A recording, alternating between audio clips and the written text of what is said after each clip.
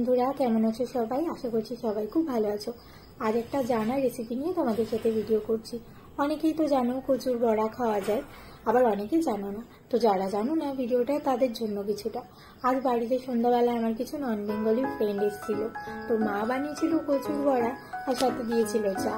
ওরা তো ভয় খাচ্ছিল না যে কচু খেলে হয়তো গলা ধরবে, আর খেতে চাইছিল না। বাট খাওয়ার পর যখন খুব ভালো লেগেছে, আমাকে জিজ্ঞাসা করলো কিভাবে রেসিপিটা বানালি, একটু বল।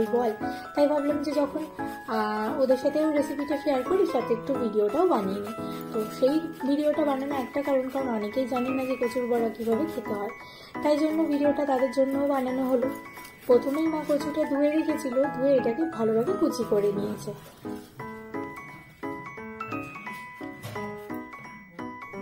কচুটাকে কুচানো হয়ে গেছে।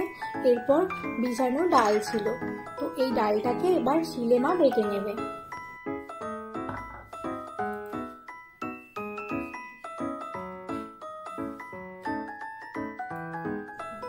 সাথে কিছু কাঁচা লঙ্কা এবং শুকনো লঙ্কা মিক্স করে বাটতে হবে।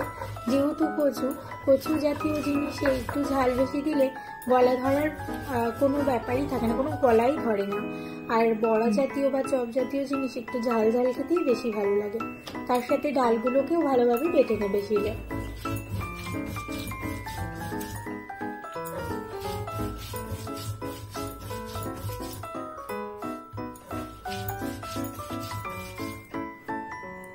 মায়ের ডাল বাটাটা কমপ্লিট। এরপর এই ডালটা কচুর যেটা আগে কুচি করে রেখেছিল সেটার মধ্যে দিয়ে ভালোভাবে মিক্স করবে।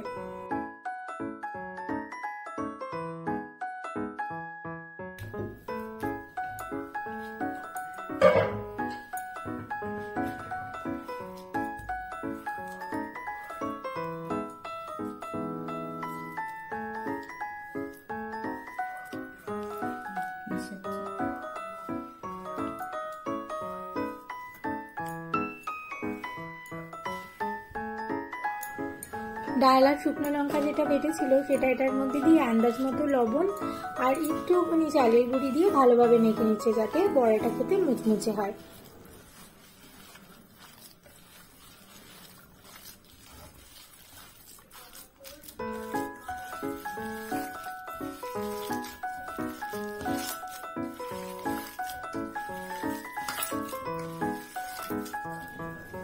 ভালোভাবে মাখাও হয়ে গেছে। এরপর এটাকে ভাজতে হবে। এটা এখন ভাজার জন্য তৈরি।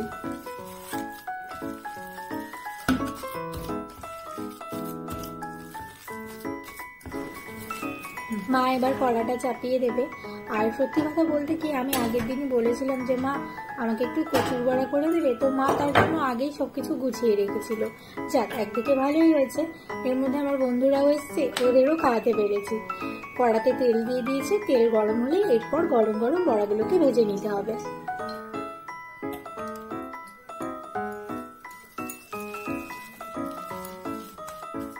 সন্ধ্যাবেলায় বেশ একটু চপ সিঙ্গাড়া এগুলো খেলে বেশ ভালোই লাগে স্ন্যাক্সে। তাই ভাবলাম যে আবার চপ সিঙ্গাড়া আনতে যাবো। সন্ধ্যায় এমনি বৃষ্টি হচ্ছে, আর বাড়িতে কচু ছিল। কালকে এমনিও বলেছিলাম একটু বড়া খাবো, দুপুরে করে দিত, দুপুরে সময় পাইনি বলে সন্ধ্যাবেলায় করে দিচ্ছে। আর এদিকে বন্ধুরাও এসছে। এই দেখো, এটা এবার ভাজার জন্য তৈরি। শীতকালে একটুখানি এইসব খেতে ইচ্ছা করো, কতদিন খাই না বলো তো।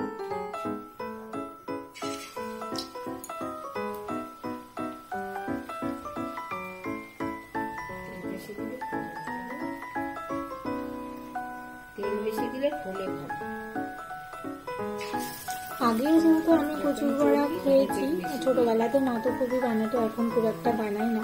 তবে বিশ্বাস করো, তোমরা বাড়িতে না এই রেসিপিটা ট্রাই করে দেখতে পারো, একটু গলা ধরে না।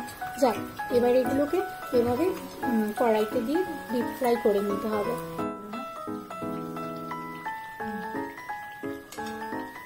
বড়াগুলো হয়েও গেছে। এরপর এটাকে গরম গরম সার্ভ করবে, আর আমরাও স্ন্যাক্স হিসেবে খেয়ে নেবো। তোমরাও একদিন বাড়িতে ট্রাই করে দেখতে পারো, বিশ্বাস করো একটু গলা ধরবে না।